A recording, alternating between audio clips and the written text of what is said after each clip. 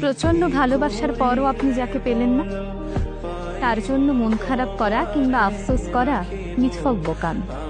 বরং আফসোস তো সেই মানুষটা করবে যে আপনার এই তীব্র ভালোবাসা, আদর, যত্ন উপেক্ষা করে ভালো থাকার লোভে অন্য কাউকে বেছে নিয়েছে।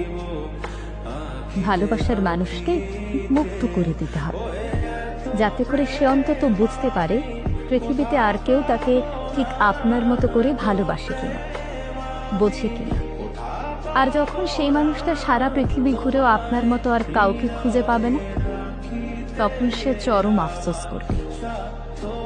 আপনাকে কষ্ট দিয়ে অন্য কারোর সাথে সেও কিন্তু সুখী হতে পারবে না। হয়তো আপনার সামনে ভালো থাকার অভিনয় করবে, কিন্তু মনে মনে সে আফসোস করবে। পৃথিবীতে সত্যিকারের ভালোবাসা এখন সত্যি দুর্লভ। আর যে কারো ভালোবাসাকে অবজ্ঞা করলো, সে নিজেও কোনোদিন ভালোবাসা পাবে না। কারণ ভালোবাসার মধ্যেই যে প্রকৃত সুখ নিহিত, তা অনেকেই জানে না। যাকে এত ভালোবাসলেন, আদর যত্ন দিয়ে আগলে রাখলেন, সে চলে গেলে কিন্তু মন্দ নয়।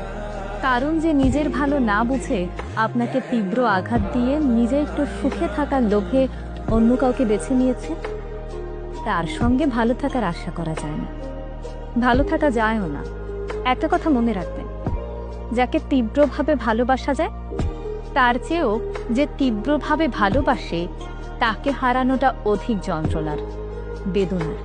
এখন আপনি আপনার ভালোবাসার মানুষকে হারিয়ে যে তীব্র কষ্ট পাচ্ছেন, তিলে তিলে নিজেকে শেষ করে দিচ্ছেন, একটা সময় সেই মানুষটা তার দ্বিগুণ কষ্ট পাবে। আপনি তাকে যে ভালোবাসা, আদর, যত্ন দিয়েছেন তার কথা মনে করে। ভালোবাসার সময় কারো কাছে নিজের দেনা পাওনা রাখে না, সময় বুঝে সুদে আসলে শোধ করে দেয়। অতঃপর আপনি তার স্বার্থপরতার কথা ভেবে একটা সময় পর আপনিও নিজেকে বদলে নেবেন, কষ্টকে জয় করে ভালো থাকতে শিখে নেবেন।